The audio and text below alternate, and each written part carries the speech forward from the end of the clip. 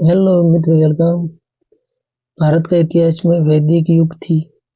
शुरुआत करिए। ऋग्वेद का कौन सा मंडल पूर्ण सोम को समर्पित है? 9वां मंडल। यज्ञ से संबंधित अधिकारों और अनुष्ठानों का उल्लेख किया गया है यजुर्वेद में। भारत में लोहे के उपयोग का सबसे पहला साक्ष्य मिला है अंतरंजी खेड़ा से। उपनिषद किस विषय पर पुस्तक है? दर्शन। उपनिषदों का मुख्य विषय क्या है? दर्शन। नचिकेता और यम के बीच प्रसिद्ध संवाद का उल्लेख किया गया है कठोपनिषद में। नचिकेता की कथा का उल्लेख मिलता है कठोपनिषद में।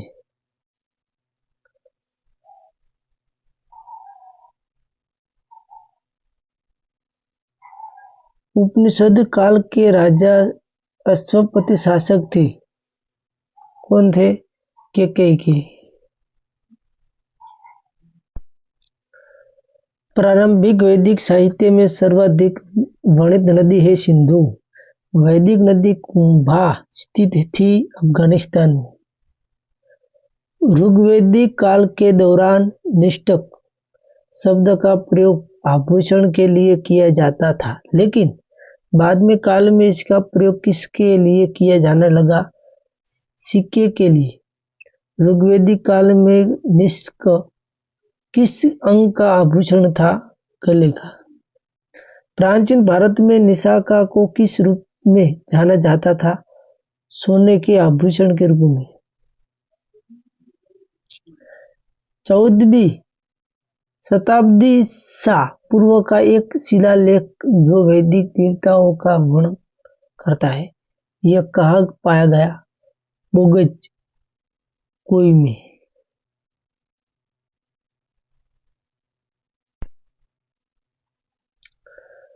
पुरुष मेघा का उल्लेख जिस शास्त्र में किया गया है उसका नाम है शतपथ ब्राह्मण।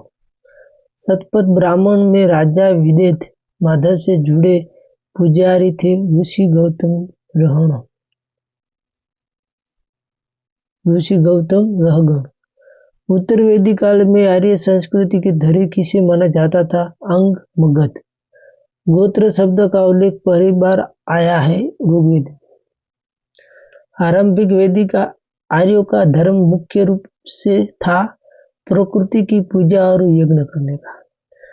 ऋग्वैदिक काल में लोग मुख्य रूप में विश्वास करते थे बलिदान और अनुष्ठानों में। प्रसिद्ध 10 राजाओं की लड़ाई किस नदी के तट पर लड़ी गई थी? परुष्णी नदी। उस एक जनजाति का नाम बताइए जो ऋग्वेद आर्यों के पंचजन से संबंधित नहीं है। कीकट। प्राचीन काल में आर्यों की मुख्य आजीविका थी शिकार करना। ऋग्वेद में वर्णित यम शब्द का प्रयोग किस कृषि उत्पादन के लिए किया गया है? जौ से। वैदिक युग में प्रचलित शासन प्रणाली थी वंश परंपरागत राजतंत्र। किस वेद में सभा और समिति को प्रजापति की 2 बेटियां कहा गया है? अर्थवेद में। आयुर्वेद अर्थात जीवन का विज्ञान का उल्लेख सर्वप्रथम किस वेद में मिलता है? अर्थवेद में।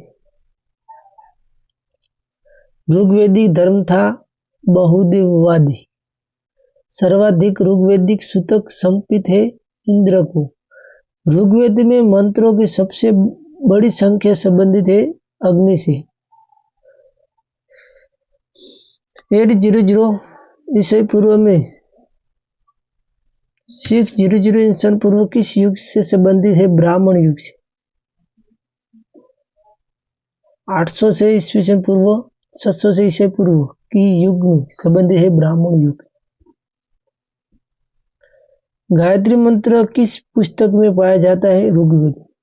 गायत्री मंत्र की रचना किसने की थी? विश्वामित्र। सर्ग, प्रतिसर्ग, वंश, मनवंतर और वंशानुचरित किसके सूचक है? पुराण। पुराण से सूचक है। पुराणों की संख्या 18।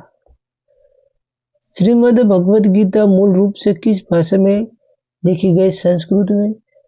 महाभारत के मूल रूप से जाना जाता था।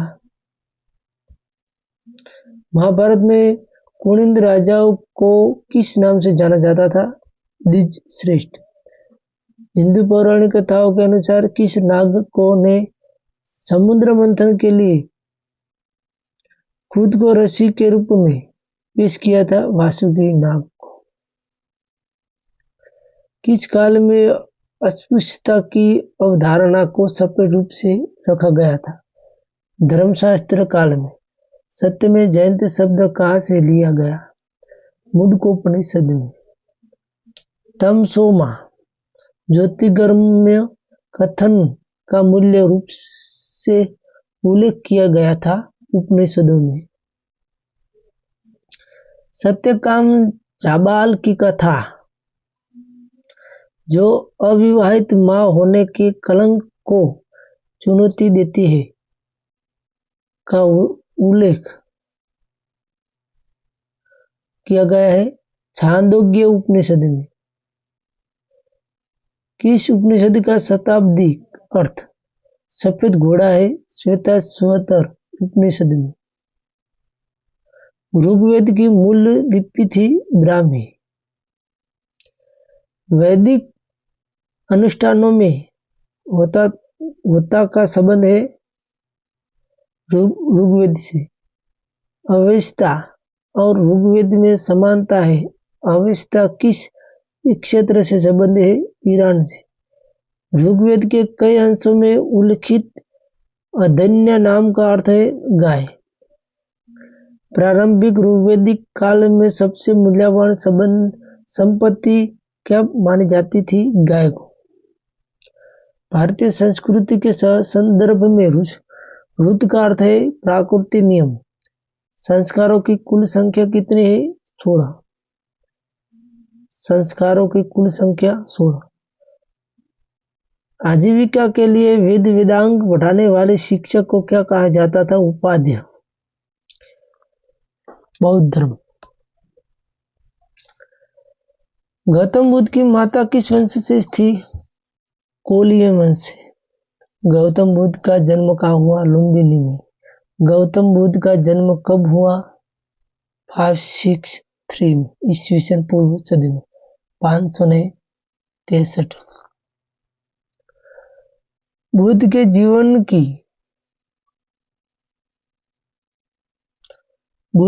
जीवन की कौन सी घटना महाविनिष्क्रम के नाम से जानी जाती है? उनका घर से प्रस्थान।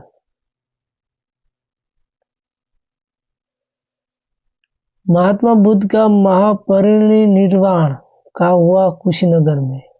गौतम बुद्ध का महापरिनिर्वाण किस राज्य में हुआ? मल्ल राज्य में। महापरिनिर्वाण मंदिर कहाँ स्थित है? कुशीनगर में। गौतम बुद्ध से ज्ञान प्राप्त करने वाला अंतिम व्यक्ति कौन था? सुभद्रा। गौतम बुद्ध अपने जीवन के अंतिम वर्षा ऋतु में कहाँ रहे थे? वैशाली में। अलारा कलाम कौन थे? बौद्ध के एक गुरु। अलारा कलाम बुद्ध के एक गुरु थे। महात्मा बुद्ध ने अपना पहला धर्म चक्र प्रवर्तन किस स्थान पर किया था? किस स्थान पर दिया था? सारनाथ से दिया था। बुद्ध ने अपना पहला उपदेश कहाँ दिया था? सारनाथ में। गौतम बुद्ध ने सबसे ज्यादा उपदेश किस स्थान पर दिए? श्रावस्ती। बुद्ध ने कौशाम्बी का दौरा किसने शासन काल में किया था? उदयन। बौद्ध की मृत्यु के बाद पहले बौद्ध सम्मेलन की अध्यक्षता किसने की थी? महाकश्यप ने।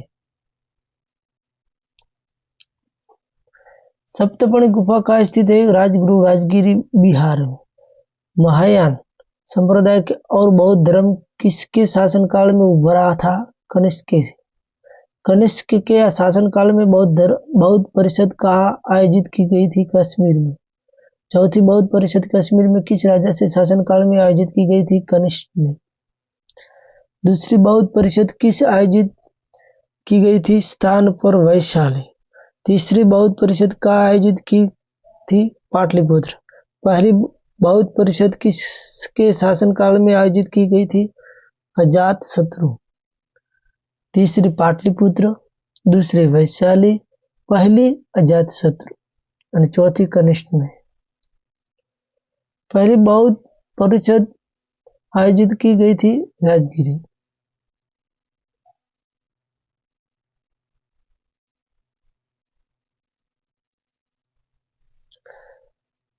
शहर में पूछता है तो राजगीर।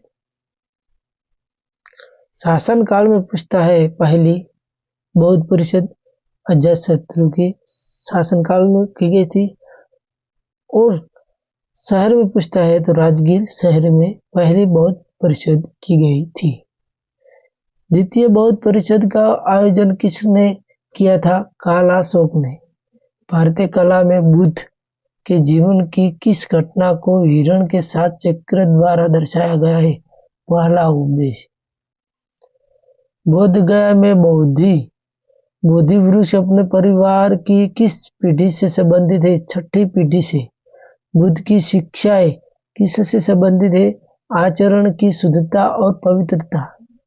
अष्टांगिक मार्ग की अवधारणा किसका विषय है? धर्मचक्र प्रवर्तन सूत्र। गौतम बुद्ध ने वैशाली में बौद्ध संघ में महिलाओं के प्रवेश की अनुमति किसके रूप में दी थी? भिक्षुनी के रूप में। त्रिपिटक क्या है? बुद्ध के उपदेशों का संग्रह। त्रिपिटक ग्रंथ किस धर्म से संबंधित है? बौद्ध धर्म से। यमक किससे संबंधित है? अभिधम्म।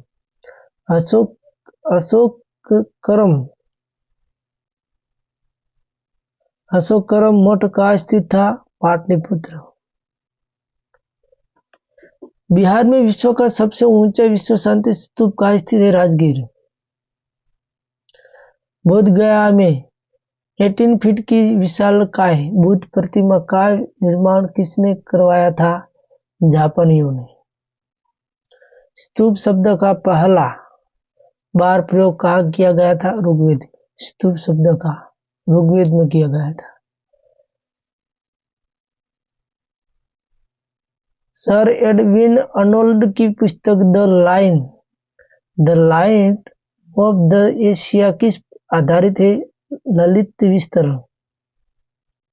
सर एडविन अर्नोल्ड की पुस्तक the light of the Asia किस पर आधारित है? ललित विस्तरण। बौद्ध धर्म के हीनयान और महायान संप्रदायों के बीच में मूलभूत अंतर क्या है? भगवान और देवी की पूजा। गौतम बुद्ध ने किसके शासन काल में भगवान का पद दिया गया था? कनिष्क के शासन में। भारत में पूजी जाने वाली पहली मानवीय मूर्ति बौद्ध गांधार शैली की मूर्तिकला में बुद्ध के सारनाथ में हुआ प्रथम धर्मोपदेश से संबंध प्रवचन मुद्रा का नाम है धर्मचक्र। गौतम बुद्ध की खड़ी प्रतिमा किस काल में बनाई गई थी? कुषाण काल में। भूमिस्पर्श मुद्रा की सारनाथ बुद्ध प्रतिमा किस काल की है? गुप्त काल की। भूमिस्पर्श सारनाथ बुद्ध प्रतिमा गुप्त काल से। महायान बौद्ध धर्म में बोधिसत्व अवलोकितेश्वर को और किस नाम से भी जाना जाता है? पद्माणी। हीनयान चरण का सबसे बड़ा और सबसे विकसित रोकट चैत्य हॉल कहाँ स्थित है? काल है।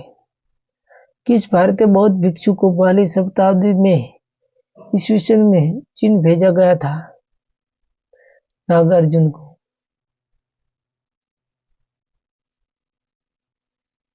शून्यता का सिद्धांत किस बौद्ध दार्शनिक द्वारा प्रतिपादित किया गया था? नागार्जुन द्वारा। नागार्जुन किस बौद्ध संप्रदाय से संबंधित है? माध्यमिका। बौद्ध शिक्षा का केंद्र है विक्रमशिला। वल्लभी विश्वविद्यालय का स्थित था गुजरात में। नालंदा विश्वविद्यालय की स्थापना किस राजवंश से द्वारा की हुआ? गुप्त वंश से। नालंदा विश्वविद्यालय के संस्थापक कौन थे? कुमारगुप्त। नालंदा विश्वविद्यालय विश्व में क्यों प्रसिद्ध था? बौद्ध धर्म दर्शन।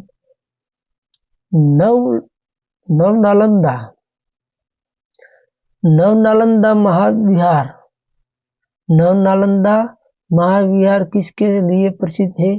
पाली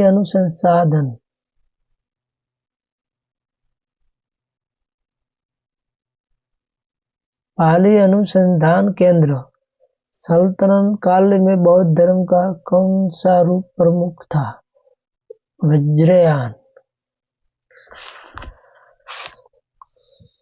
बौद्ध धर्म समाप्त हो गया और बाद में आने वाला है जैन धर्म। बहुत मोस्ट इम्पोर्टेंट प्रश्न आने वाले एग्जाम में पूछा जाएगी।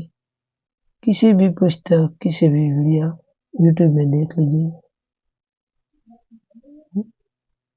मेरा पर विश्वास रखिए, ये प्रश्न बहुत मोस्ट इम्पोर्टेंट है। मैं ढूंढता हूँ, मैं वांचता हूँ, ठीक है। बाद में मैं वीडियो बनाता हूँ और मैं ये वीडियो आपके समक्ष मुकता हूँ। जो यूपीएससी, जीपीएससी, रेलवे में जब पूछने वाला है परीक्षा में, वही मैं लेने आता हूँ। Thank you.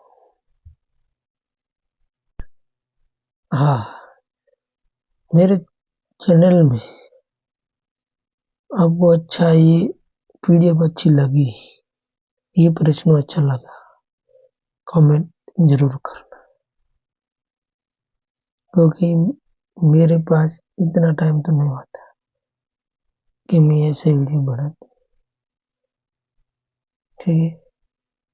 जितना टाइम मिलता है इतना मैं कोशिश करता हूँ। Thank you.